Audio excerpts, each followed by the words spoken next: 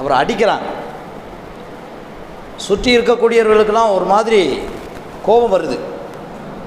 ஒரு வயசான ஆளை போய் இயலாத மனுஷனை போய் இப்படி போட்டு அடிக்கிறாங்களே அப்படின்னு சொல்லி எல்லாருக்குமே ஒரு விதமான கொதிப்பு.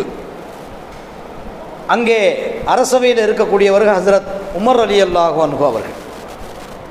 அவங்க இயற்கையிலேயே ரொம்ப கோபக்காரங்க. அவங்களுக்கு எடுத்தவொடனே வாய் பேசாது, பலார்னு அடிச்சுட்டு தான் அதுக்கப்புறம் என்னென்னு கேட்பாங்க. அந்த மாதிரியான ஒரு குணம் கொண்டவங்க. அவங்களுக்கு சரியான சிரமாய்ப்பு. ஒரு சிங்கம் கர்ஜிக்கிற மாதிரி கர்ஜிக்கிறாங்க. நிறுத்துங்க, ஒரு வயதான ஆளை போய் ஒரு இயலாதவரை போய் இப்படி அடிக்கிறீங்களே, உங்களுக்கு யார் அந்த அதிகாரத்தை கொடுத்தது? என்னுடைய அரசவையில் இப்படி நீங்கள் நீதி மீறி இப்படி நடப்பீங்களா என்று கூறி அவங்க ஒரு சத்தம் போட்ட உடனேயே சபையே கொஞ்சம் அமைதியாயிரும். அந்த வாலிபர்கள் சொல்கிறாங்க, அமீருல் மூமின் அவர்களே, எங்களுக்கு கடுமையான வேகமாக இருக்குது. இப்போ நீங்கள் எங்களுக்கு அனுமதி கொடுத்தீங்கன்னா இவரை நாங்கள் அடித்தே கொன்றுவோம், எங்களுக்கு அவ்வளோ வேகம் இருக்குது இவர் மேலே என்று அந்த வாலிபர்கள் சொல்கிறாங்க. உமர் ரலியல்லாஹு அன்ஹு அவங்க சொல்கிறாங்க, என்னதான் நியாயம் இருந்தாலும் முறை தவறி நடக்கக்கூடாது, அப்படி என்னதான் அவர் செஞ்சார் என்று ஹஜ்ரத் உமர் ரலியல்லாஹு அன்ஹு அவங்க அந்த வாலிபர்கிட்ட கேட்குறாங்க.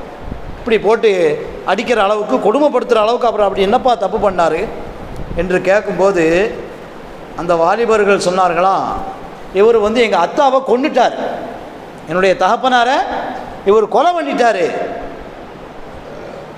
எங்களுக்கு பதிலுக்கு இவரை கொலை செய்யணும், எங்களுக்கு கடுமையான வேகம் இருந்தாலும் நீங்கள் என்ன உத்தரவு கொடுக்கீங்கன்னு உங்கள்கிட்ட கேட்டு போகத்தான் இந்த அரசவைக்கு அவர் இழுத்துட்டு வந்தோம்.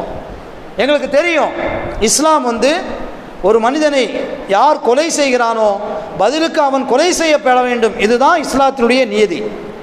கத்தபனா அலைகும் ஃபீஹா அன்னன் நஃப்ஸ பின் நஃப்ஸ், அல்லாஹ் குர்ஆனில் சொல்லியிருக்கான். ஒரு உயிரை ஒருத்தன் வாங்கினா பதிலுக்கு அவன் உயிரை வாங்கணும். வல் ஐன பில் ஐனி வல் அன்ஃப பில் அன்ஃப் வல் உதுன பில் உதுன் வஸ் சின்ன பிஸ் சின்னி வல் ஜுரூஹ கிஸாஸ். இஸ்லாம் சொல்லியிருக்கேன். எங்களுக்கு நல்லா தெரியும், ஒரு மனிதன் எந்த அளவுக்கு அநீதம் செய்யப்படுகிறானோ, பாதிக்கப்படுகிறானோ, அதே அளவு பாதிப்பை உண்டாக்கியவனுக்கு பதிலுக்கு இவன் உண்டாக்குவதற்கு உரிமை இருக்கிறது என்று இஸ்லாம் சொல்லியிருக்கக்கூடிய சட்டம் எங்களுக்கு தெரியும். எனவே உங்கள் வாயால் அந்த சட்டத்தை கேட்கணுங்கிறதுக்காண்டி தான் நாங்கள் இவர் இழுத்துட்டு வந்திருக்கோம். எங்கள் அத்தாவை எங்கள் தகப்பனாரை கொலை பண்ணிட்டான், இவரை நாங்கள் பதிலுக்கு கொலை செய்யணும், அந்த உத்தரவை உங்கள் வாயால் கேட்டுட்டு நாங்கள் நிறைவேற்றுறதுக்காக இப்போ இழுத்துட்டு வந்திருக்கோம். உமர் ரலியல்லாஹு அவங்க சொல்கிறாங்க, உண்மைதான், இஸ்லாம் கொலை செஞ்சதுக்கு பதிலுக்கு கொலை செய்கிறது இஸ்லாமிய சட்டம். யார் ஒருவன் அநியாயமாக ஒருத்தனை கொலை பண்ணிட்டானோ பதிலுக்கு அவனுடைய பிள்ளைகளால் இவன் கொலை செய்யப்பட வேண்டும், இதுதான் இஸ்லாத்தினுடைய நியதி. நம்ம நாட்டு நியதியின் பிற மரண தண்டனையை நீக்கணுங்கிறது தான் உலக நாடுகள், பெரும்பான்மையான நாடுகளுடைய கோரிக்கையும் கூட. ஏன்னா ஒரு உயிரை போக்குறது, தெரிஞ்சே ஒரு உயிரை போக்குறது ரொம்ப கொடுமையான விஷயம். மனிதாபிமான அடிப்படையில் நிறைய நாடுகளில் இந்த மாதிரி மரண தண்டனையை ரத்து பண்ணணும்னு அங்கங்கே குரல்கள் இருப்பதை நம்ம கேட்டுக்கிட்டு தான் இருக்கோம். இந்தியாவிலேயும் அந்த மாதிரி நிறைய குரல்கள் கேட்குது. நம்மளும் அதை வரவேற்கிறோம். மரண தண்டனையை ரத்து பண்ணணும் நம்ம நாட்டிலாண்டு. இது என்ன வசதி? இஸ்லாமிய சட்டத்துக்கு முரணாக பேசுகிறீங்களா? என்ன விஷயம்? இஸ்லாம் என்ன சொல்லுது? ஒருத்தன் அநீதமாக கொண்டுட்டா பதிலுக்கு அவனை கொலை செய்யணும், இதுதானே இஸ்லாமிய சட்டம். நீங்கள் என்ன மரண தண்டனை ரத்து செய்யணும்னு சொல்லுதீங்கள அப்படின்னு கேட்டால், இப்போ நம்ம நாட்டுடைய நிலைமை அப்படி தான் இருக்குது. நம்ம நாட்டில் நீதி நேர்மையெல்லாம் எங்கே இருக்குங்க? மரண தண்டனையை கண்டிப்பாக நிறைவேற்றுங்கன்னு சொன்னோம்னு வைங்க, இப்போ இருக்கிறவன் பூரா பேரும் நம்ம ஆட்களையாக பிடிச்சி இன்னும் தப்பு பண்ணால் இன்னும் தப்பான்னு பொய்யான குற்றச்சாட்டுகளை சுமத்தி கொலை பண்ணுறதையே முழு நேரம் வேலையாக பண்ணிடுவாங்க. இப்போ நம்ம நாட்டு நீதிபதிகளுக்கு இப்போ இதுதான் வேலை. அவங்க எப்படியாவது நீதிபதி வேலை முடிஞ்ச பிறகு, பதவி ஓய்வு பெற்ற பிறகு போய் ஜம்முன்னு ஒரு பெரிய போஸ்ட்டில் போய் உட்காந்து நல்லா சம்பாதிக்கணும்னு நினைக்க ஆரம்பிச்சிட்டாங்க. அதனால் எங்கேயுமே நீதி நேர்மை இருக்காது. இதை அடிப்படையாக வச்சு தான் இந்த மரண தண்டனை எத்தனை பண்ணால் உயிரோடையாவது இருப்போமேங்கிற அடிப்படையில் சொல்கிறேன் தான், வேறு ஒன்றும் இல்லை. ஆனால் இஸ்லாமிய சட்டம் என்ன சொல்லுது? ஒரு கன்னத்தில் அடித்தா மறு கன்னத்தை என்ன செய்யாத, நீ காட்டாத, அதே கன்னத்தில் திருப்பி அவனுக்கு என்ன செய்ய கொடுன்னு சொல்லுகிறது. வெளியே பார்க்கும்போது இது ரொம்ப வன்மமாக தெரியலாம். ஆனால் இஸ்லாம் எப்போவுமே ஒரு சட்டத்தை ஏற்றும் போது பாதிக்கப்பட்டவனுடைய நிலையில் இருந்து தான் சட்டத்தை ஏற்றும். திருடினவன் கையை வெட்டணும்னு சொல்லுது, என்ன இவ்வளோ கொடுமையான சட்டமாக இருக்குது? பணங்காசு திருடினதுக்கு இவ்வளோ பெரிய தண்டனையா? நீங்கள் திருடினவன் கையை வெட்டணும்னு சொன்னது இவ்வளோ கொடுமைன்னு சொல்லுதில்ல, திருட கொடுத்தா பார்த்தீங்களா? பணத்தை பறி கொடுத்தானே அவன்கிட்ட போய் கேளுங்க, இவனுக்கு என்ன தண்டனை கொடுக்காமட்டு கேளுங்க. அவன் சொல்லுவான் இவனை கொலை விடணும்பான். இப்போ அந்த அடிப்படையில் பார்த்தா இது கொஞ்சம் கம்மியான தண்டனை தான். அதனால தான் நபிகள் நாயகம் ஸல்லல்லாஹு அலைஹி வஸல்லம் என்ன செஞ்சாங்க, என் மவ ஃபாத்திமா திருநாளும் நான் கையை வெட்டுவேன்னு சொன்னாங்க. ஹைர் அல்ஹம்துலில்லாஹ். அந்த அடிப்படையில் இந்த 2 பேரும் சொல்கிறாங்க, எங்கள் அத்தாவை கொண்டுட்டாரு, பதிலுக்கு நாங்கள் இவரை கொலை பண்ணணும், உத்தரவு விடுங்க. அப்போ கொஞ்சம் பொறுப்பா, உங்கள் தரப்பு நியாயத்தை சொல்லிட்டீங்க, நான் அவர்கிட்ட விசாரணை பண்ணிக்கிறேன். பெரியவரை, இவங்க சொல்கிறது உண்மையா? இந்த மாதிரி அவர் தகப்பனார் நீங்கள் கொண்டுட்டீங்களாமே, அவங்க சொல்கிறது உண்மையான்னு கேட்கும்போது அவரை பாருங்கள், உண்மைதாங்க. ஆமாம் அமீருல் மோமின் அவர்களே, அவர் தகப்பனாரை நான் கொண்டுட்டேன். எவ்வளோ பெரிய விஷயம் பாருங்கள். ஒரு சின்ன யாராவது ஏதாவது நினச்சிக்கிடுவாங்களேன்னு தவறுகளை மறைக்கக்கூடிய ஒரு சுயநலம் உள்ள காலத்தில் வாழ்ந்துக்கிட்டு இருக்கோம். நம்ம தவறை ஒத்துக்கிட்டோம்னா நம்மளை ஏதாவது நினச்சிக்கிடுவாங்களோ, இல்லை ஒரு பெரிய மனுஷன் எப்படி பண்ணலாமோன்னு எதையும் நினச்சிக்கிடுவானோ அப்படின்னு பொய்யான வேஷம் விட்டு திரியக்கூடிய மனிதர்கள் வாழக்கூடிய காலத்தில் நம்ம வாழ்ந்துக்கிட்டு இருக்கோம். அந்த காலத்தில் பாருங்கள், பதிலுக்கு உயிர் போக போகுதுன்னு தெரிஞ்சும் கூட அந்த பெரியவர் சொல்கிறாரு, நான் உண்மைதான், நான் அவரை கொலை பண்ணிட்டேன். அப்படியா? அப்படி ஏன்பா கொலை பண்ண? என்ன உனக்கு அவர் மேலே என்ன கோபம்? அவர் மேலே தனிப்பட்ட கோபம்லாம் கிடையாது அமீருல் மோமின் அவர்களே. நான் ஒட்டகம் மேய்ச்சிக்கிட்டு போனேன். அப்போ நான் கொஞ்சம் கவனக்குறைவாக இருந்துட்டேன். அந்த ஒட்டகம் தகப்பனாருடைய தோப்பில் போய் மேய்ஞ்சிருச்சு. உடனே அந்த தோப்பை பாதுகாத்து கொண்டிருந்த அவர் தகப்பனார் ஒரு பெரிய பாறாங்கல்ல எடுத்து என்னுடைய ஒட்டகத்தின் தலையில் அடித்தார். அந்த ஒட்டகம் தலை நசுங்கி இறந்து போச்சு. ஒட்டகத்தை நான் பார்த்தேன், அதை பரிதவிப்போடு அது இறந்து போகிறத பார்த்து நான் பதைப்போட கடுமையான கோபம் கொண்டு அதே கல்லை எடுத்து அவர் தகப்பனார் மண்டையை போட்டு நான் உடைச்சிட்டேன். அவர் இறந்த பிறகுதான் நான் செய்த தவறு எனக்கு தெரிஞ்சது என்று அந்த முதியவர் சொல்கிறார். சொல்லிட்டு நீதிபதியுடைய தீர்ப்பை எதிர்பார்த்து காத்திருக்காங்க. அமீருல் மோமின் ஹஜ்ரத் உமர் ரலியல்லாஹு அன்ஹு சொல்கிறாங்க, வேறு வழியே இல்லை, இஸ்லாமிய சட்டத்தின் பிரகாரம் உங்களை கொன்று தான் ஆகணும், நீங்கள் இறப்பதற்கு தயாராகி கொள்ளுங்கள், அந்த 2 பேரும் உங்களை கொல்லத்தான் போகிறாங்க என்று சொன்னவுடன் அவர் ஓன்னு அழுவ ஆரம்பித்தார். ஓன்னு என்ன செய்தார்? அழுவ ஆரம்பித்தார். ஏப்பா ஏன் அழுகிற? இது நீ கொலை பண்ணுறதுக்கு முன்னாடி யோசிக்கக்கூடாதா? ஒரு ஒட்டகத்துக்கு பதில் ஒரு மனித உயிரா உனக்கு அது சமமா? பதிலுக்கு அவரிடம் ஒரு ஒட்டகம் கேட்டிருந்தால் தந்திருப்பாரே, என்னிடம் வந்திருந்தால் நான் உனக்கு அந்த ஒட்டகத்தை வாங்கி கொடுத்திருப்பேனே, இழப்பீடு வாங்கி கொடுத்திருப்பேனே. அந்த ஒட்டகத்தின் உயிருக்கு ஒரு மனித உயிர் தான் சமமா? இப்போ நீ அழுது என்ன பிரயோஜனம்? உன் கோபத்தை கொஞ்சம் நீ குறைத்திருக்கலாமே என்று ஹஜ்ரத் உமர் ரலியல்லாஹு அன்ஹு சொல்லும்போது அந்த பெரியவர் சொன்னார், அமீருல் மோமின் அவர்களே, எனக்கு தண்டனை கொடுத்ததுக்காண்டி நான் அழுவலை, எனக்கு தண்டனையை இப்போ நிறைவேற்றாதீங்க, எனக்கு ஒரு 2 நாள் அவகாசம் கொடுங்க, ஒரு 2-3 நாள் அவகாசம் கொடுங்க, நான் என்னுடைய மனைவி பிள்ளைகளை பார்த்துட்டு வந்துடுறேன், அவங்களுக்கு எல்லா ஏற்பாடுகளையும் செஞ்சுட்டு வந்துடுறேன், நிறைய கடன் பட்டிருக்கேன், அந்த கடனை எல்லாம் நீ நிவர்த்தி பண்ணிவிட்டு நான் வந்துடுறேன், எனக்கு அவகாசம் கொடுங்கன்னு கேட்கும்போது எப்படிப்பா அவகாசம் கொடுக்க முடியும்? நீ யாருன்னே தெரியலையே, எந்த ஊருக்காரன், உன்னுடைய பூர்வீகம் என்ன, உன்னை எப்படி நம்பி அனுப்புறது? அமீருல் மோமின் அவர்களை எப்படியாவது எனக்கு நம்புங்க, யாரையாவது எனக்கு பொறுப்பு ஏற்க சொல்லுங்க. அந்த அரசவை முழுக்க நிசப்தம், யாருமே பொறுப்பேற்க எப்படி ஏற்க முடியும்? பணம் காசுன்னா என்ன செய்வோம்? சரி 10 20 500 ரூபானாலும் போதும், போயிட்டு போகுது அப்படின்னு விடலாம். இவர் தப்பிச்சு போயிட்டாருன்னா இவருக்கு யார் பொறுப்படுத்தாலும் அவருடைய உயிர் வாங்கப்படும். இஸ்லாமிய நியதி. யாருமே தயார் இல்லை, இவருக்காக யார் உயிரை கொடுக்க முன்பின் தெரியாதவர் யாருமே முன் வரலை. அப்பொழுது ஒரே ஒருத்தவங்க மட்டும் முன்னாடி வராங்க. அவங்க தான் ஹஜ்ரத் அபூதர் கிஃபாரி ரலியல்லாஹு அன்ஹு.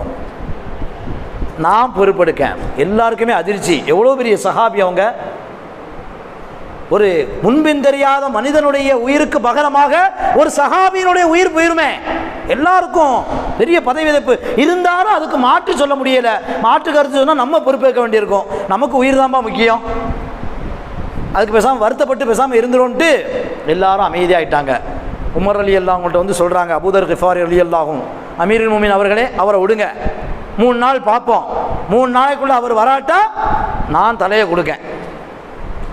இறுதியாக ஹஜ்ரத் உமர் ரலியல்லாஹு அவங்க சொல்கிறாங்க, நன்கு யோசித்து கொள்ளுங்கள் சஹாபி அவர்களே, நல்லா யோசிச்சுக்கோங்க, நான் தெளிவாக இருக்கேன், அவரை விட்டுருங்கன்னு சொல்கிறாங்க.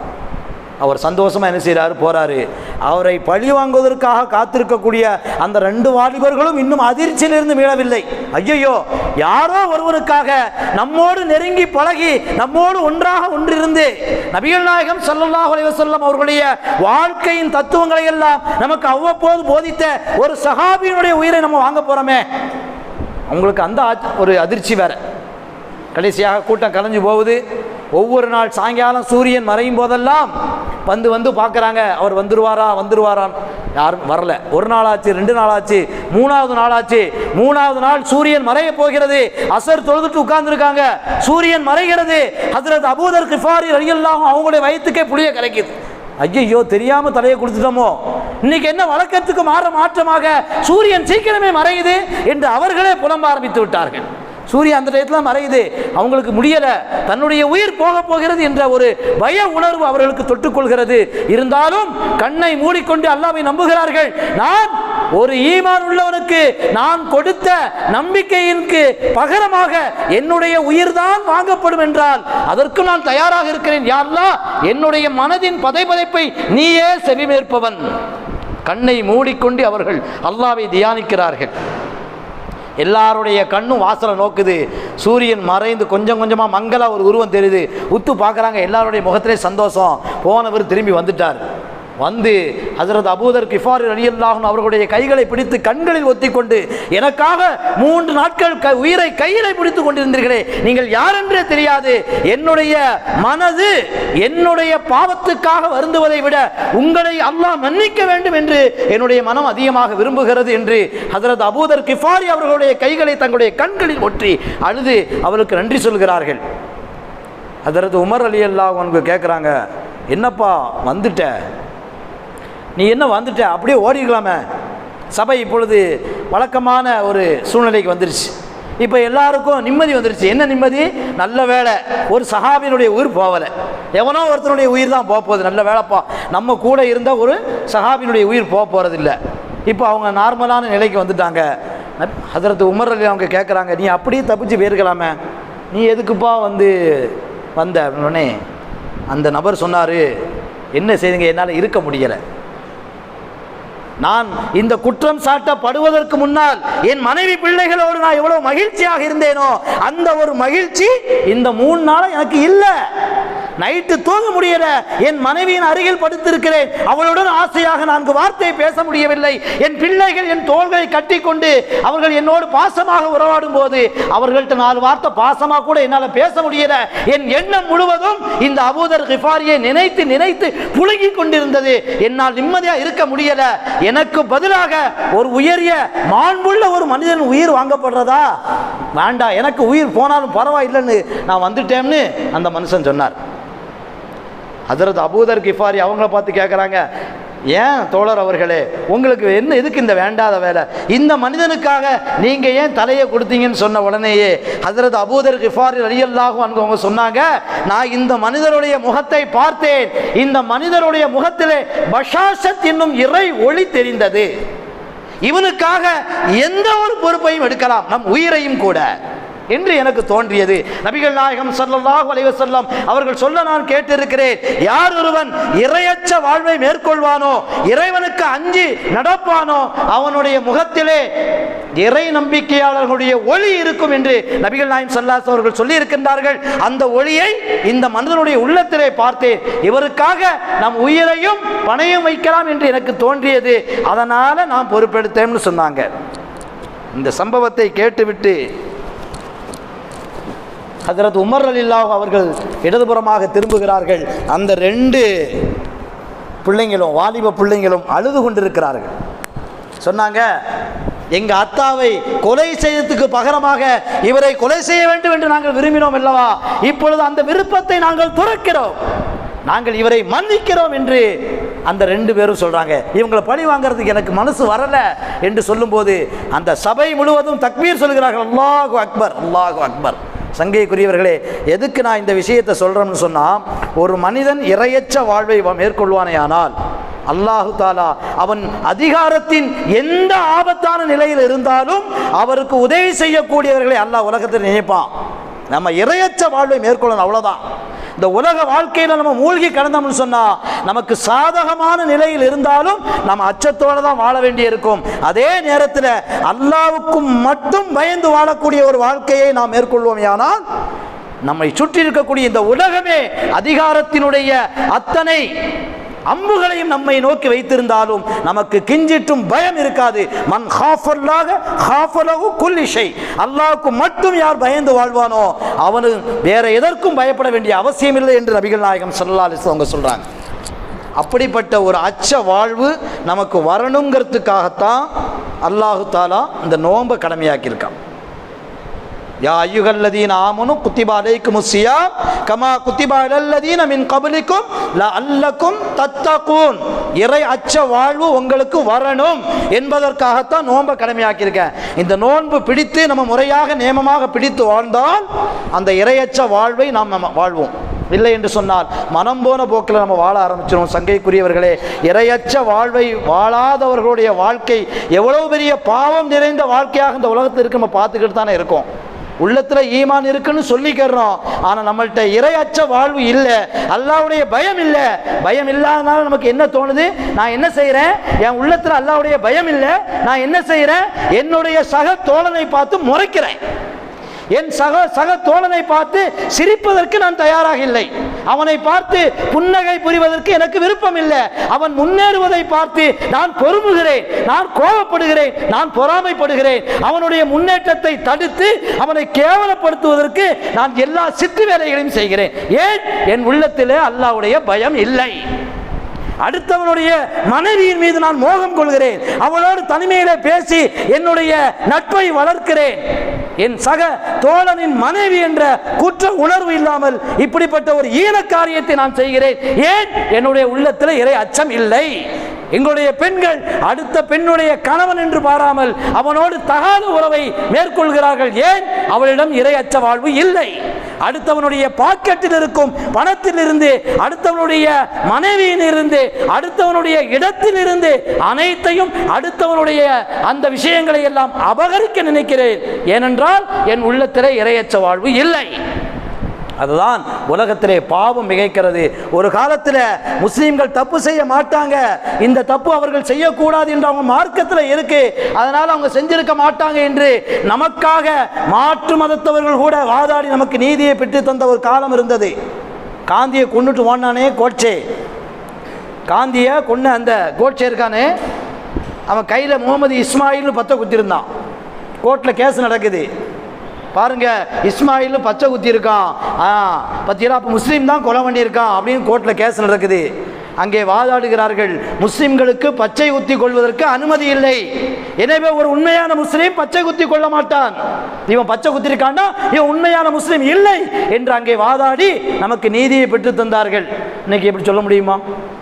முஸ்லீம்கள் இடத்துல வட்டி வாங்கக்கூடாது என்று சொல்ல இருக்கு. போங்க சேர்த்து, நீங்கள் தான் பயனில் பண்ணிக்கிட்டு இருக்கியோ. அங்கே போய் பாருங்க, வட்டியில் கொடிகட்டி பறக்கிறது அந்த குரூப் தான்.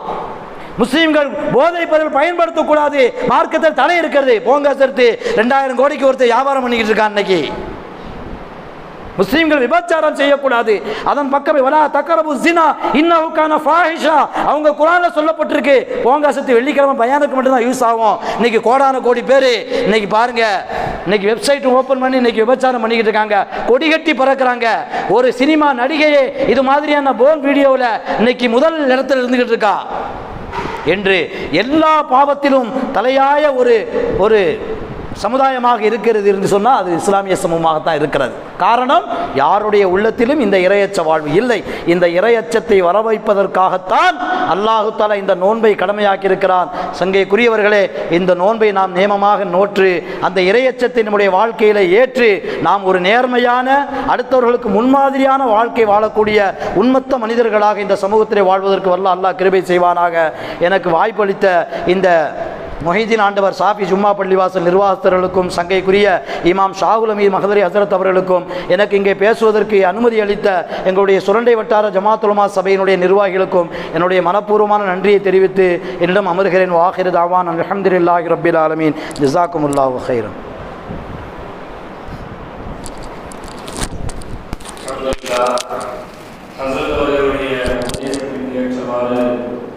உண்மையான ஒரு இறைச்சத்தோடு வாழக்கூடிய நசீபை அல்லாஹ் அனைவருக்கும் தர வேண்டும்.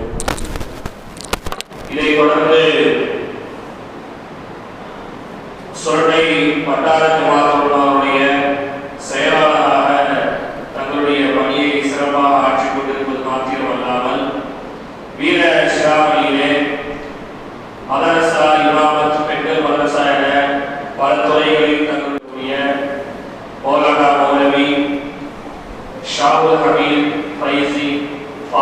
மங்கை அவர்கள் நமது முன்பு சிறப்புரையாற்ற வருகின்றார்கள். இன்ஷா அல்லாஹ் இஷா நிகழ்ச்சி முடிஞ்சிடும். வாக்கு சொல்ற வரைக்கும் பயான் நடக்கும். வாக்கு சொல்வதற்கு பிறகு தேநீரை வழங்கி இஷா தொழுகை 8:10 அல்லது 8:06 மணி அளவில் நடைபெறும் என்பதை தெரிவித்துக் கொள்கிறோம். வந்திருக்கக்கூடிய பெண்கள் தயவு செய்து வெளியே அமராமல் உள்ளே அமர்ந்து கொள்ளுங்கள். வெளியே நிற்கக்கூடிய ஆண்கள் தயவு செய்து பள்ளிக்குள் வருகிறார்கள். அல்லாஹ் அருள் புரிவானாக. அஸ்ஸலாமு அலைக்கும் வரஹ்மத்துல்லாஹி வபரகாத்துஹு.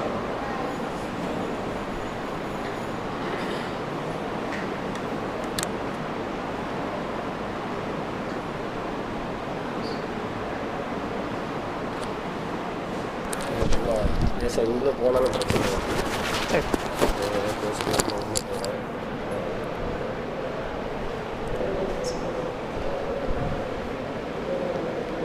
அல்ஹம்துலில்லாஹ் அல்ஹம்துலில்லாஹி ரப்பில் ஆலமீன் வஸ்ஸலாத்து வஸ்ஸலாமு அலா சய்யிதினா நபியினா மௌலானா முஹம்மதின் வ அலா ஆலிஹி வ அஸ்ஹாபிஹி அஜ்மஈன். قال الله تعالى في القرآن العليم أعوذ بالله من الشيطان الرجيم بسم الله الرحمن الرحيم كنتم خير أمة أخرجت للناس تأمرون بالمعروف وتنهون عن المنكر. وقال نبينا صلى الله عليه وسلم الصوم الجنة صدق الله العليم وصدق رسوله النبي الكريم ونحن على ذلك من الشاهدين والشاكرين والحمد لله رب العالمين. அளவற்ற அருளாளன் நிகரற்ற அன்புடையோன் எல்லாம் வல்ல அல்லாஹ்வுடைய திருப்பெயரை போற்றி புகழ்ந்து ஆரம்பம் செய்கின்றேன். கண்மணி நாயகம் இருலோக சர்தார் ஹாத்தமன் முர்சலின் நபியினா ஸல்லல்லாஹு அலைஹி வஸல்லம் அவர்களின் மீதும் அவர்களை தங்களுடைய வாழ்நாட்களில் அப்படியே பின்பற்றி வாழ்ந்து மறைந்த அவர்களுடைய அருமையான குடும்பத்தினர்கள், சஹாபாக்கள், தாபியீன்கள், தபா தாபியீன்கள், குறிப்பாக இந்த சுரண்டை சாஃபி ஜும்மா மஸ்ஜிதில் ரமலானை வரவேற்போம் என்ற மிக அருமையான ஒரு பெரும் கூட்டத்தில் அமர்ந்திருக்கின்ற நம் அனைவர்களின் மீதும் அல்லாஹ்வினுடைய சாந்தி சமாதானம் என்றென்றும் வற்றாமல் எப்போதும் எல்லோரின் மீதும் நின்று நிலவட்டுமாக. அல்ஹம்துலில்லாஹ். அல்லாஹு தஆலா மாபெரும் கருணையாளன் என்பதில் யாருக்கும் எந்த சந்தேகமும் இல்லை. வருடத்திற்கு ஒரு முறை மனிதர்களை பரிசுத்தப்படுத்த வேண்டும் என்பதற்காக அருட்கொடையாளன், கிருபையாளன் அல்லாஹ் நமக்கு ரமலான் என்று சொல்லக்கூடிய மிக அருமையான ஒரு வாய்ப்பை அல்லாஹ் நமக்கு தந்து கொண்டே இருக்கின்றான். இந்த வருடத்தினுடைய ரமலானை தர காத்திருக்கின்றான். இந்த ரமலான் மனிதர்களை பரிசுத்தப்படுத்துவதற்காக வேண்டி நம்மிடத்தில் வர இருக்கின்றது. லஅல்லக்கும் தத்தக்கூன், மனிதர்களை தக்குவா உடையவர்களாக பரிசுத்தமானவர்களாக மாற்றுவதற்காக வேண்டி இந்த ரமலான் நம்மிடத்திலே ஒப்படைக்கப்படுகின்றது. வருகின்ற ரமலானை நாம் எந்த அளவிற்கு பரிசுத்தமானவர்களாக நாம் எடுத்துக்கொள்ள காத்திருக்கின்றோம் என்பது நம் ஒவ்வொருவர்களுக்கும் தெரியும். நாம் இப்போதிலிருந்து ஒரு சிந்தனையை நாம் வளர்த்து கொள்வோம். ரமலான் வருகின்றது, இந்த ரமலானிலே நாம் இத்தனை குர்ஆன்களை முடிக்க வேண்டும், இன்னென்ன நல்ல பல அமல்களை எல்லாம் செய்ய வேண்டும், இவர்களுக்கெல்லாம் ஜகாத் தான தர்மங்களை நான் வழங்க வேண்டும் என்பதற்காக நாம் பல சிந்தனைகளை நாம் நம்மிடத்திலே உருவாக்கி கொண்டிருக்கின்றோம். இதுதான் ரமலானுக்காக வேண்டி தயாராகுவது, ரமலானை நாம் வரவேற்பது. இந்த சிந்தனை இன்று உலகத்திலே அல்லாஹ்வை பயந்தவர்களுக்கு மட்டுமே இருக்கும். அல்லாஹ்வை பயந்தவர்களுக்கு மட்டுமே இந்த சிந்தனை கண்டிப்பான முறையில் இருக்கும். ரமலான் நம்மிடத்தில் வர இருக்கின்றது. அதற்காகத்தான் நபி ஸல்லல்லாஹு அலைஹி வஸல்லம் அவர்கள் ரமலான் வருவதற்கு 2 மாதங்களுக்கு முன்பாகவே ஒவ்வொரு பள்ளியிலும் தொழுகை முடிந்ததற்கு பின்னால் இமாம்கள் ஓதக்கூடிய மிக அற்புதமான ஒரு துவா, ரஜபினுடைய மாதத்தில் இருந்தே நாம் இந்த துவாவை நம்முடைய காதுகளில் நாம் கேட்டிருப்போம். அல்லாஹும்ம பாரிக் லனா ஃபீ ரஜப வ ஷஅபான வ பல்லிக்னா ரமலான பி ரஹ்மதிக யா அர்ஹமர் ராஹிமீன் என்கின்ற துவாவை இன்று எல்லா இடங்களிலும் பள்ளிகளில் இமாம் தொழுகையை முடித்ததற்கு பின்னால் 2 மாதத்திற்கு முன்பாகவே நாம் ஓதி வந்தோம். ரஜபினுடைய மாதத்தில் இறைவா நான் உயிரோடு இருந்ததைப் போல, ஷாபானுடைய மாதத்தில் இறைவா நான் உயிரோடு இருந்ததைப் போல, ரமலானுடைய மாதத்திலும் நான் உயிரோடு இருக்க வேண்டும். ரமலானுடைய மாதத்தில் செய்ய வேண்டிய நல்ல பல காரியங்களை, நல்ல அமல்களை நான் செய்ய வேண்டும் என்கின்ற சிந்தனை எல்லோரிடத்திலும் வர வேண்டும் என்பதற்காக நாம் இந்த துவாவை ஒவ்வொரு வக்திலும் ஒவ்வொரு நேரத்திலும் நாமெல்லாம் இமாம்கள் கேட்டார்கள், நாம் ஆமீன் சொன்னோம். அந்த துவாவிற்கு ஏற்ப ரமலான் இன்னும் சில நாட்களிலே நம்மிடத்தில் வர காத்திருக்கின்றது.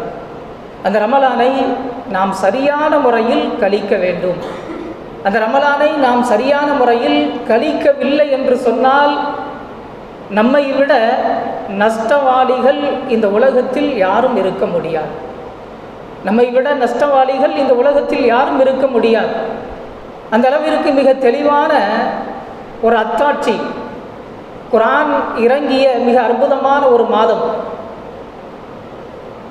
மனிதர்களுடைய பாவங்களை மாய்க்கக்கூடிய, ஒழிக்கக்கூடிய மிக அற்புதமான ஒரு மாதம்.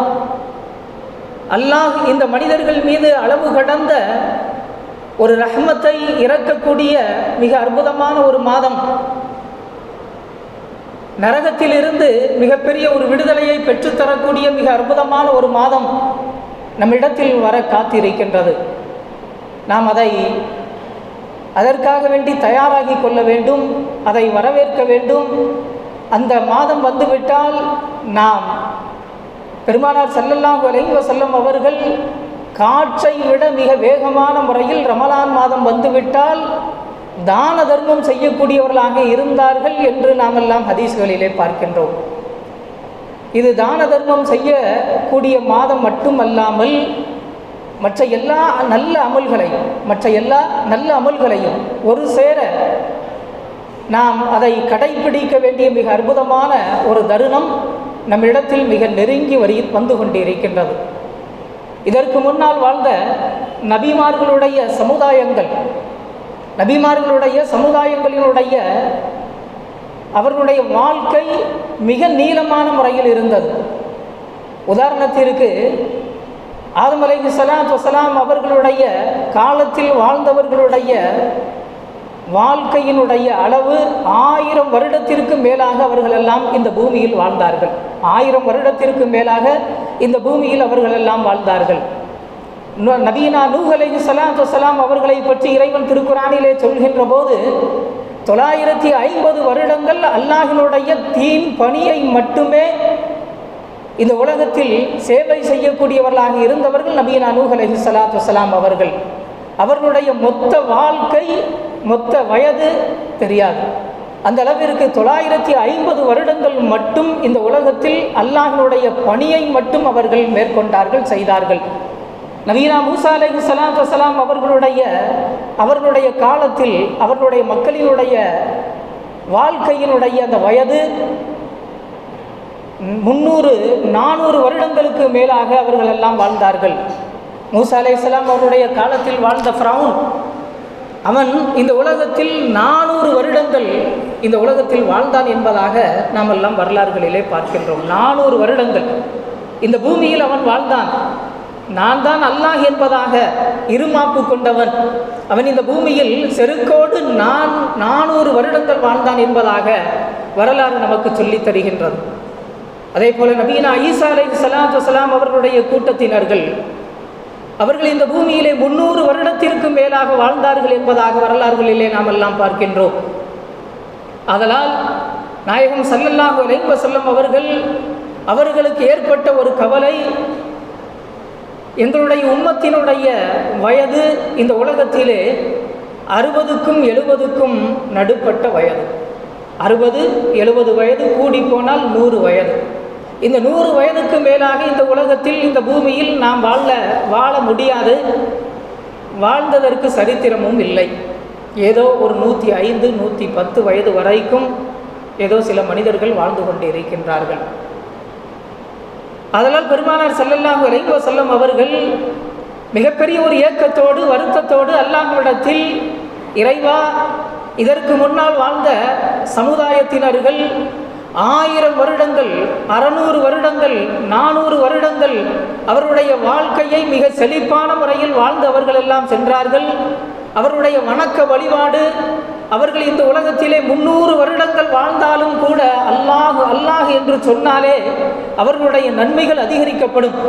ஆனால் என்னுடைய உம்மத்தினர்களுடைய வயது மிகவும் சொற்ப வயது, ஒரு 300, மிகவும் ஒரு 70-80 வயதுக்கு மத்தியிலே அவர்கள் வாழ்ந்து கொண்டிருக்கின்றார்கள்.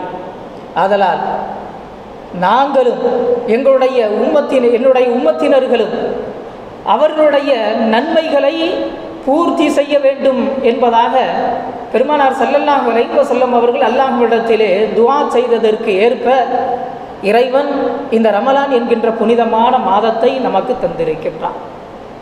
நாம் இந்த ரமலானுடைய புனிதமான மாதத்தை அடைந்து அதில் செய்ய வேண்டிய நல்ல அமல்களை நாம் எல்லாம் செய்து அதில் வரக்கூடிய லைலத்துல் கத்ர் என்று சொல்லக்கூடிய மிக அற்புதமான ஒரு இரவு, அந்த இரவிலே நாம் நின்று வணங்கினால் ஹைரும் மின் அல்ஃபி ஷஹர் என்பதாக இறைவன் கூறுகின்றான்.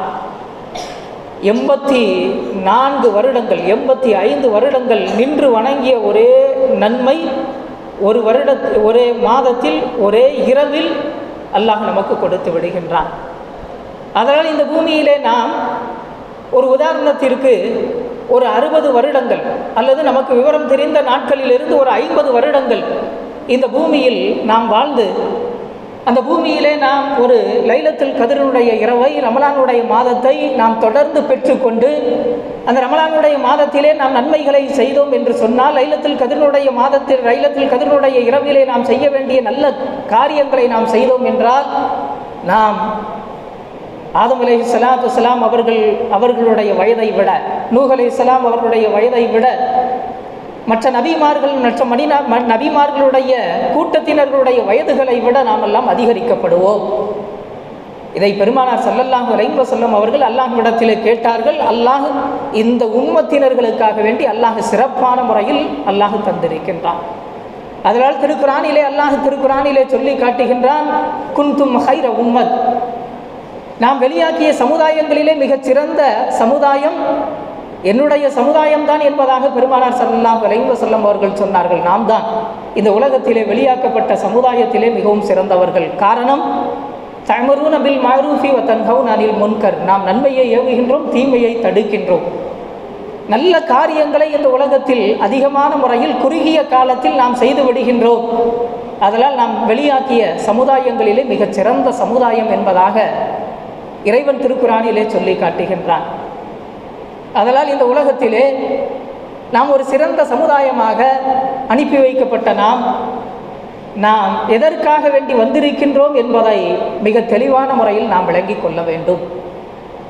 எனக்கு முன்னால் பேசிய அருமையான இமாம் ஹபீபுர் ரஹ்மான் காசிஃபி அவர்கள் தக்குவா இல்லை என்று சொன்னால் இந்த உலகத்தில் நாம் வாழ்ந்து பிரயோஜனம் இல்லை என்பதாக மிக அழகான முறையில் சொல்லி காட்டினார்கள். அந்த தக்குவாவை இந்த உலகத்திலே நாம் வாழக்கூடிய காலங்களில் நாம் வளர்த்து கொள்ள வேண்டும். தக்குவா இல்லாமல், இறை அச்சம் இல்லாமல் இந்த பூமியில் வாழ்ந்து எந்த பிரயோஜனமும் இல்லை. இந்த பூமியினுடைய மேற்பரப்பில் நாம் வாழ்வதை விட நாம் கபரிலே செல்வது மேல் என்பதாக பழனி பாபா மிக அதிகமான முறையில் அவருடைய பேச்சுகளிலே சொல்வார். நீ மனிதனாக இரு, இல்லை என்று சொன்னால் இந்த பூமியினுடைய மேற்பரப்பில் வாழ்வதை விட கீழே சென்று விடு என்பதாக சொல்வார்.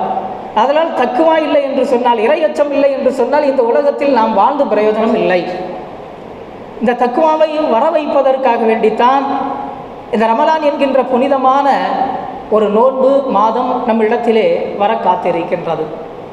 இந்த தக்குவாவோடு இறையச்சத்தோடு இந்த நோன்பை நாம் எதிர்பார்த்து அதற்காக வேண்டி நாமெல்லாம் தயாராகிவிட வேண்டும்.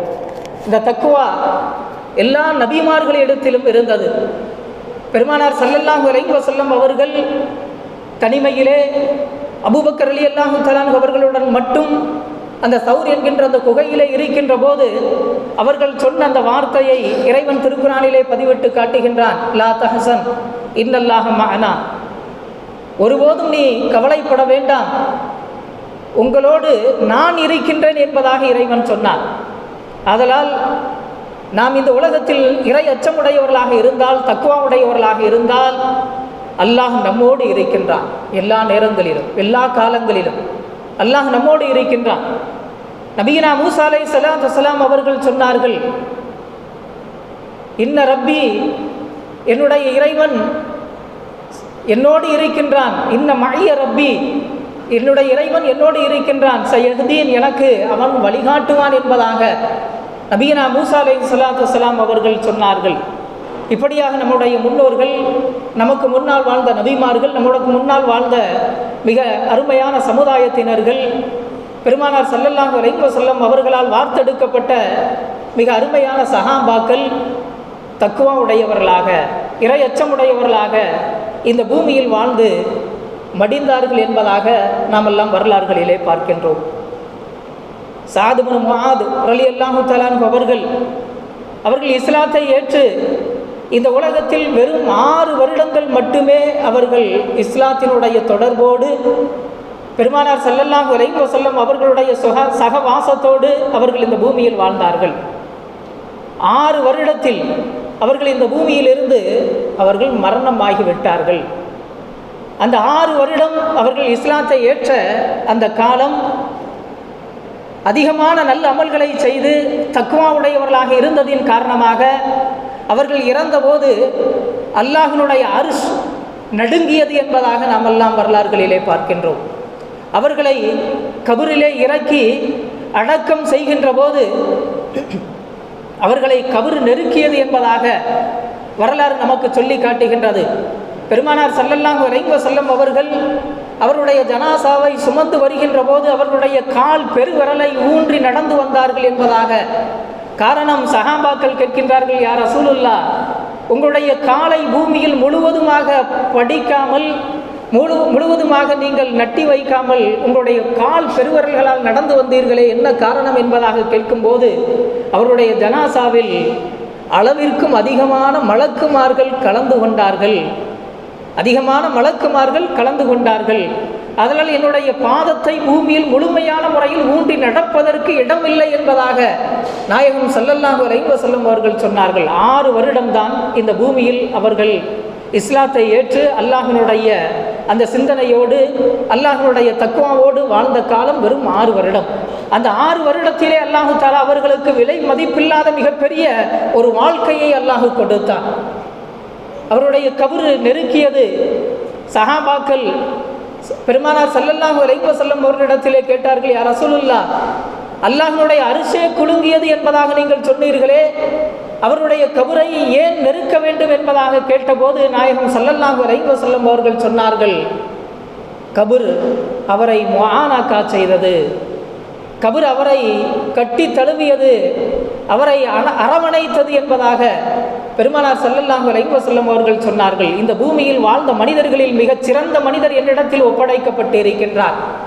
இந்த பூமியில் வாழ்ந்த மனிதர்களில் மிகச் சிறந்த மனிதர் என்னிடத்தில் வந்திருக்கின்றார் என்பதாக கபரே அவரை முஆனாக்கா செய்து கபர் வரவேற்றது என்பதாக நாம் எல்லாம் வரலாறுகளிலே பார்க்கின்றோம். அதனால் இந்த பூமியிலே நாம் வாழ்கின்றோம். எத்தனையோ ரமலான் நம்மிடத்தில் வருகின்றது, கடந்து செல்கின்றது.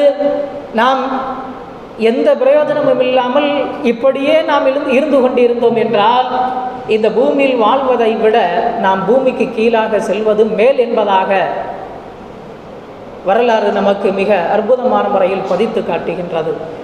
ஆதலால் எத்தனையோ ரமலான் நம்மிடத்தில் வருகின்றது.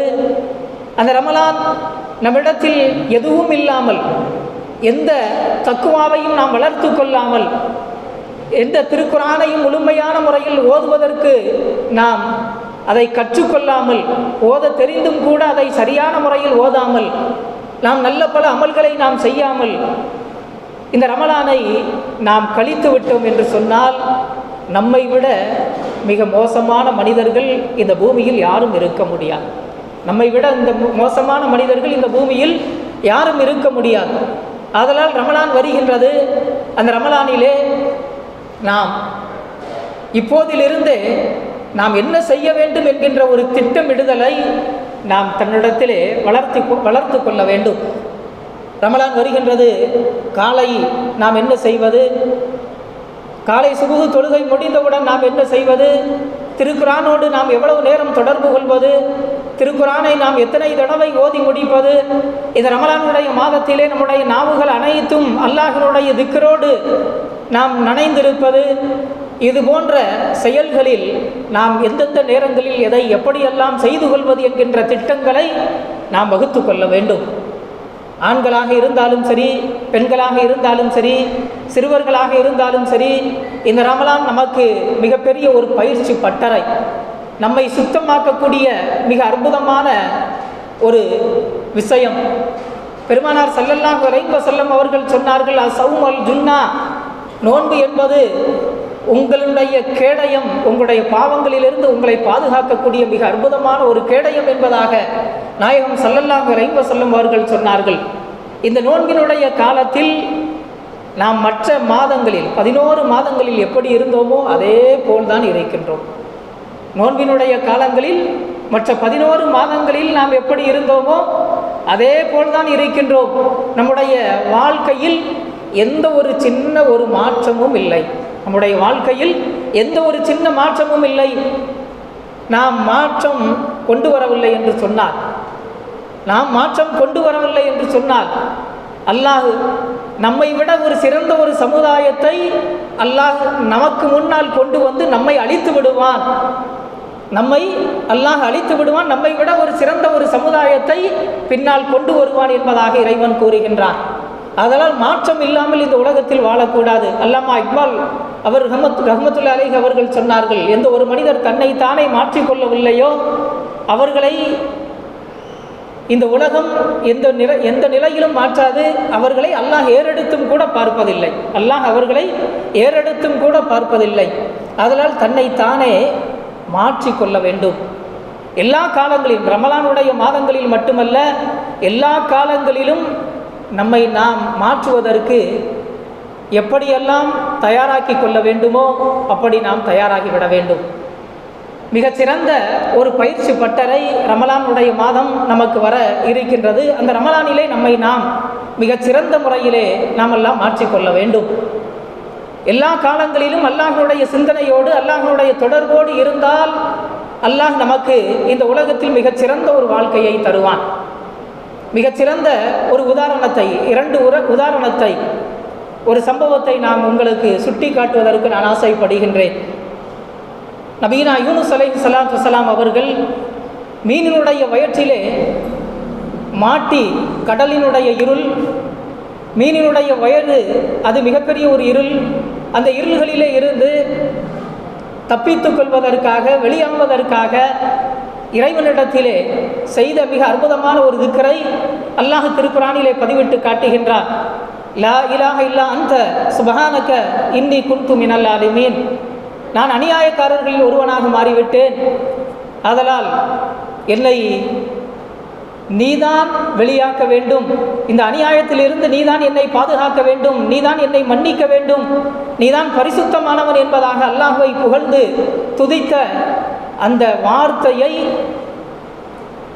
ஜிப்ரீல் அலைஹிஸ்ஸலாத்து வஸ்ஸலாம் அவர்கள் காது கொடுத்து கேட்டுவிட்டு அல்லாஹ்விடத்திலே சொல்கின்றார்கள், இறைவா, நாம் எங்கேயோ கேட்ட ஒரு குரலாக இருக்கின்றது, ஒரு அறிமுகமான ஒரு குரலாக இருக்கின்றது. ஆனால் அந்த சப்தம் வருகின்ற இடம் எங்கிருந்து வருகின்றது என்பதாக தெரியவில்லை.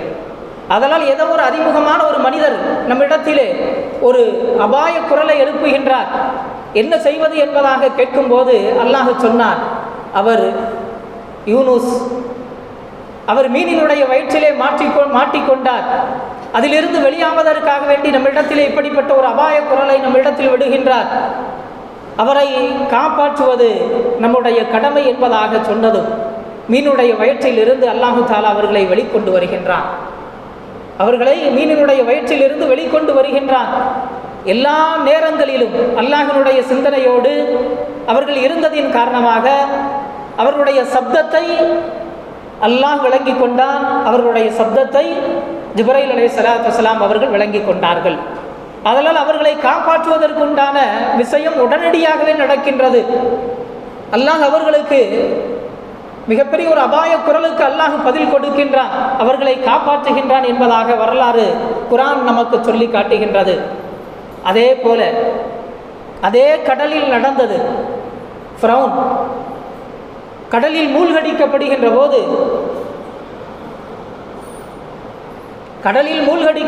போது அவன் அந்த நேரத்திலே ஒரு அபாய குரலை எழுப்பினான். லா இலாஹ இல்லல்லாஹ் மூசா ரசூலுல்லாஹ் என்பதாக சொன்னான்.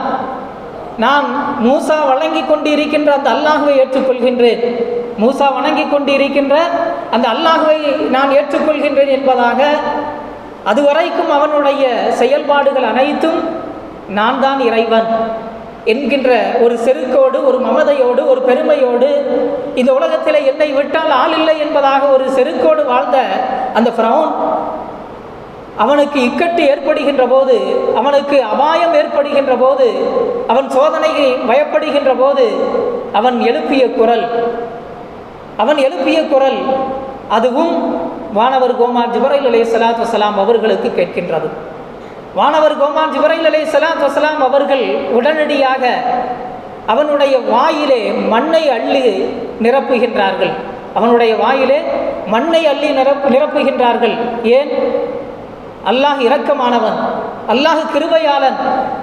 அல்லாஹ் அவன் மீது கிருபை செய்து விடக்கூடாது, அவன் மீது இரக்கப்பட்டு விடக்கூடாது, அவன் மீது இரக்கப்பட்டு அல்லாஹ் அவனை மன்னித்து விடக்கூடாது என்பதற்காக வானவர் கோமான் ஜிப்ரைல் அலைஹிஸ்ஸலாத்து வஸ்ஸலாம் அவர்கள் அவனுடைய வாயிலே மண்ணை அள்ளி நிரப்புகின்றார்கள். அல்லாஹ்விடத்திலே சொல்கின்றார்கள்,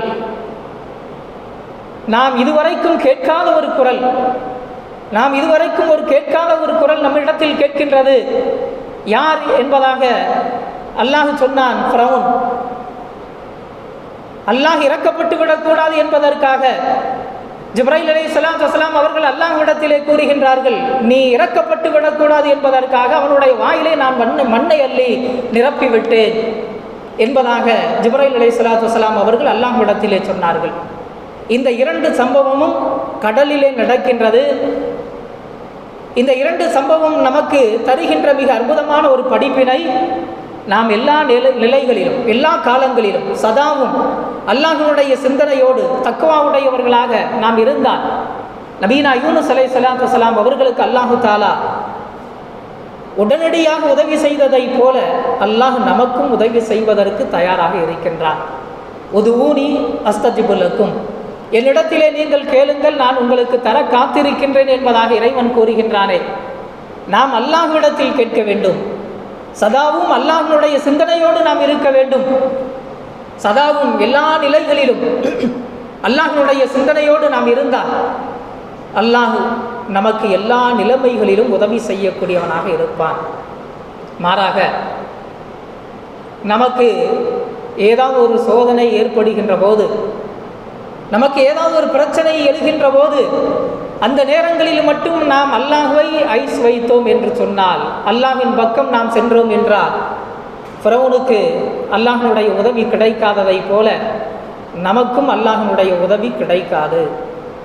அதனால் புனிதமான இந்த ரமலானுடைய மாதத்தில் மட்டும்தான் இறைவனுடைய சிந்தனையோடு நாம் இருக்க வேண்டும் என்கின்ற சிந்தனையை நாம் வளர்த்து கொள்ளக்கூடாது.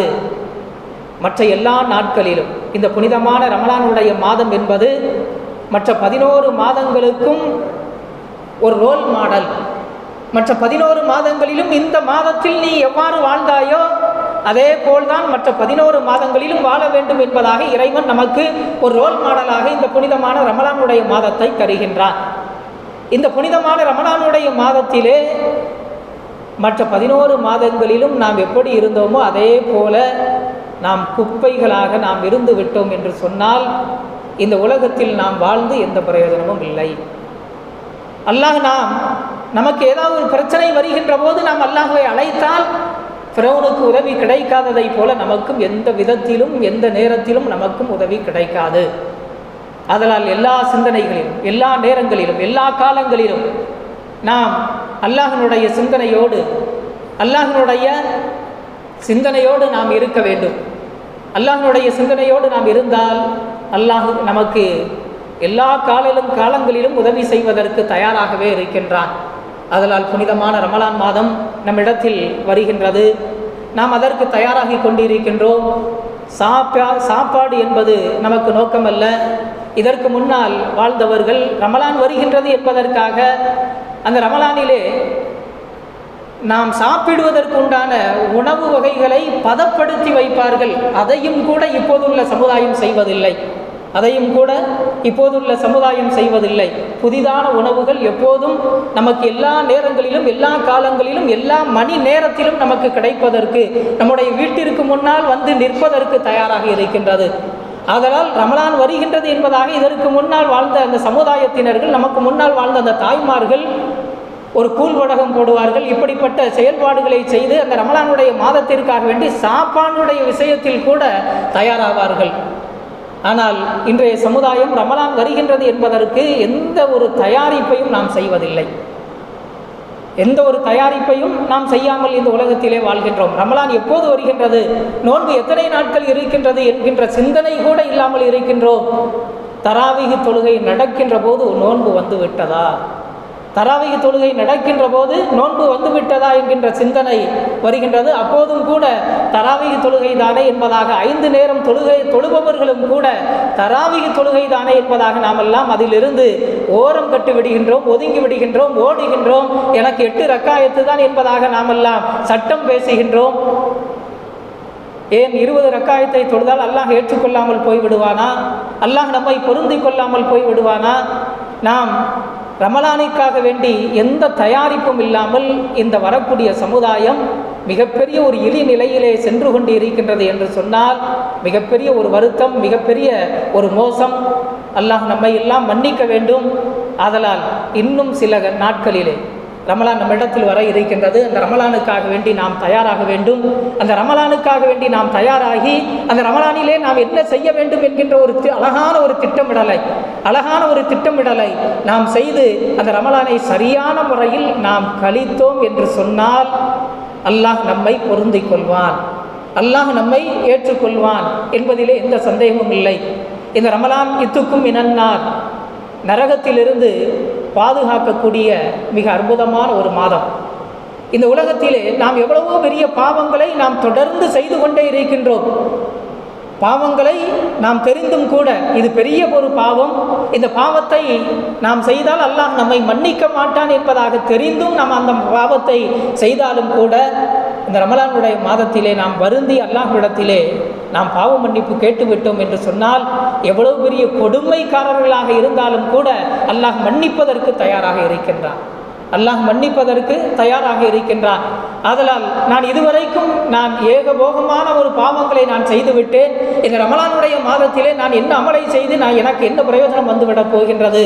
நான் இதுவரைக்கும் செய்த பாவத்திற்கு அல்லாஹ் எனக்கு தண்டனையாக நரகத்தை தான் தரப்போகின்றான் என்பதாக நம்முடைய வாயிலே சொல்லக்கூடிய அளவிற்கு நாம் எல்லாம் வந்துவிட்டோம். அல்லாஹ் எனக்கு நரகத்தை வேண்டுமானால் தந்துவிடலாம், நரகத்தை வேண்டுமானாலும் தந்துவிடட்டும் என்பதாக நாம் சொல்லிக் கொண்டிருக்கின்றோம். அல்லாஹ் பாதுகாக்க வேண்டும். அந்த நரகத்திற்கு நாம் சென்று விட்டோம் என்று சொன்னால் அதைவிட மிக மோசமான ஒரு இடம் வேறு எதுவும் இல்லை. ஆதலால் நாம் எவ்வளவு பெரிய பாவம் செய்திருந்தாலும் சரி, ரமலானுடைய மாதத்திலே நாமெல்லாம் நோன்பு வைப்பதற்கு தகுதி இல்லாதவர்கள் என்பதாக நாமெல்லாம் ஓரங்கட்டி விடாமல் அந்த பாவத்திற்காக வேண்டி அல்லாஹ்விடத்திலே நாம் எல்லாம் பரிகாரம் தேடி மன்றாடினோம் என்று சொன்னால், பாவ மன்னிப்பு தேடினோம் என்று சொன்னால், இறைவன் கட்டாயம் நம்மை மன்னிப்பான், இறைவன் கட்டாயம் நம்மை மன்னிப்பான் என்பதில் எந்த சந்தேகமும் இல்லை. அதனால் வருகின்ற ரமலானை நாம் சரியான முறையில் பயன்படுத்தி கொள்வோமாக. அதன் மூலமாக அல்லாஹு தாலா நம்மை பொருந்திக் கொள்வானாக. அதன் மூலமாக நாளை மறுமையிலே அல்லாஹு நம்மை சொர்க்கத்தில் ஒன்று சேர்ப்பானாக. நம்மை எல்லாம் அல்லாஹு தாலா மன்னித்து நாம் பெருமானார் ஸல்லல்லாஹு அலைஹி வஸல்லம் அவர்களோடு சஹாபாக்களோடு அந்த சொர்க்கத்தில் இருக்கக்கூடிய மாபெரிய ஒரு பாக்கியத்தை வல்ல இறைவன் நம் அனைவர்களுக்கும் தந்தர் புரிவானாக. வாஹிர் தவானா அனில் ஹம்துலில்லாஹி ரப்பில் ஆலமீன்.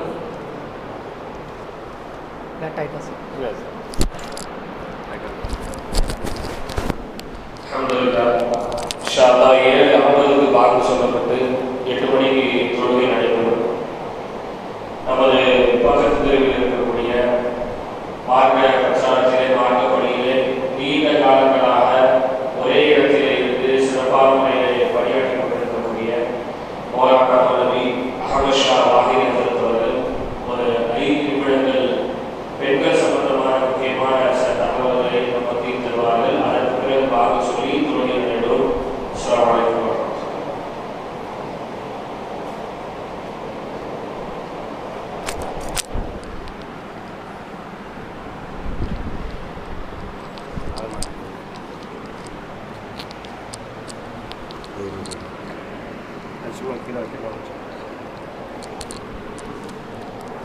அஸ்ஸலாமு அலைக்கும் வரஹ்மத்துல்லாஹி தஆலா பரகாத்துஹு.